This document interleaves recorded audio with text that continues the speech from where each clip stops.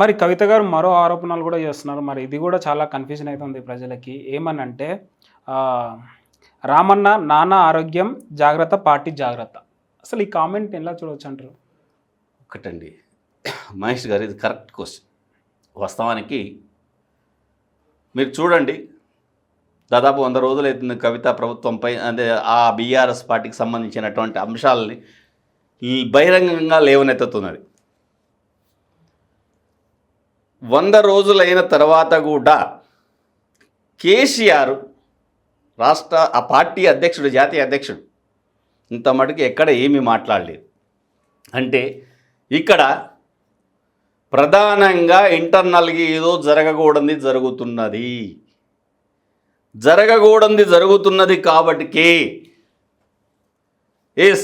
అంత గొప్ప పార్టీ వామ దృష్టిలో రాష్ట్రాన్ని తీసుకొచ్చినటువంటి పార్టీ అని చెప్తున్నటువంటి పార్టీ, బలమైనటువంటి పార్టీ, ఎమ్మెల్యేలు ఉన్నారు, వనరులు ఉన్నాయి.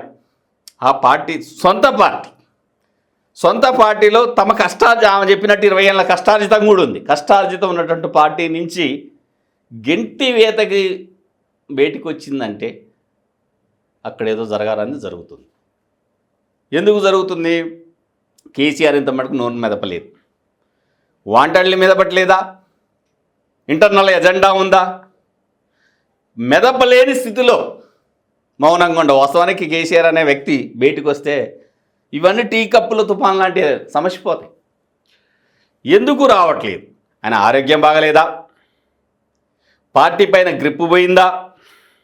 ప్రభుత్వంలో ఉన్నప్పుడు చేయకూడని పెద్ద తప్పులు చేస్తే ఇప్పుడు ఈ ప్రభుత్వం తనను ఇరుకున పెట్టే పరిస్థితుల్లో ఉందని చెప్పి మౌనంగా ఉన్నాడా? ఏదో తెలియదు. ఈ పరిస్థితులన్నిటిని అధ్యయనం చేసిన తర్వాతనే కవిత, కేసీఆర్ కూతురు, నాకు తెలిసి దాదాపు ఆమె జైలుకి పోయినప్పుడే డిసైడ్ అయి ఉంటుంది. ఎందుకంటే జైలుకి పోయినప్పుడు జరగరాని ఏదో ఆమె మీద ఈ టీం అంతా అని ఉంటారు. ఇక్కడ నాకు భవిష్యత్తు లేదు, పైగా పార్టీ భవిష్యత్తు ఉండబోయే పరిస్థితుల్లో ఉన్నట్టుంది. పైగా ఆమె చెప్పింది బీఆర్ఎస్ని బీజేపీలో విలీనం చేయాలనే చర్చ నడిచింది అప్పుడు అని. అంటే ఈ పార్టీకి ఉండదు అనేది ఏమన్నా ఫిక్స్ అయ్యి ఉంటే తనకు రాజకీయ భవిష్యత్తు కావాలి కాబట్టి తను ఆనాడే కొత్త పార్టీ పెట్టుకోవాలన్న ఆలోచనతో స్ట్రాటజికల్నే చెప్పుకుంటూ వస్తున్నట్టుంది. ఈ క్రమంలో కేసీఆర్ కూడా మాట్లాడకపోవటానికి ఏంటంటే కేసీఆర్ ఆరోగ్యం కూడా నిజంగా కూడా తీవ్ర పరిస్థితుల్లో ఏమైనా ఉందా?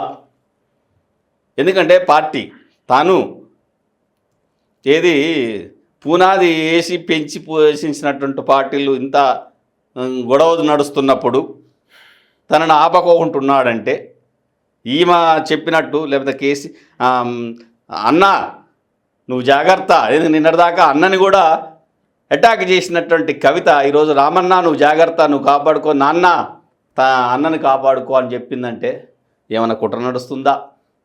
కేసీఆర్ ఆరోగ్యం చాలా వీటిని పరిష్కరించలేని స్థితిలో మాట్లాడలేని స్థితిలో, వీళ్ళకి చెప్పలేని స్థితిలో, అంటే లేచి నడవటం జనాలకు కనిపించడం ఇది వేరు, చెప్పలేని స్థితిలో ఉన్నాడా?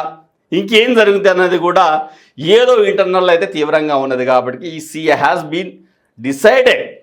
ఆమె ఎప్పుడూ డిసైడ్ అయింది పార్టీ పెట్టాలా, పార్టీ నుంచి బయటికి రావాలని. అందుకనే జాగ్రత్త, పార్టీ జాగ్రత్త, మీరు జాగ్రత్త, నాన్న జాగ్రత్త, అన్న జాగ్రత్త అని అది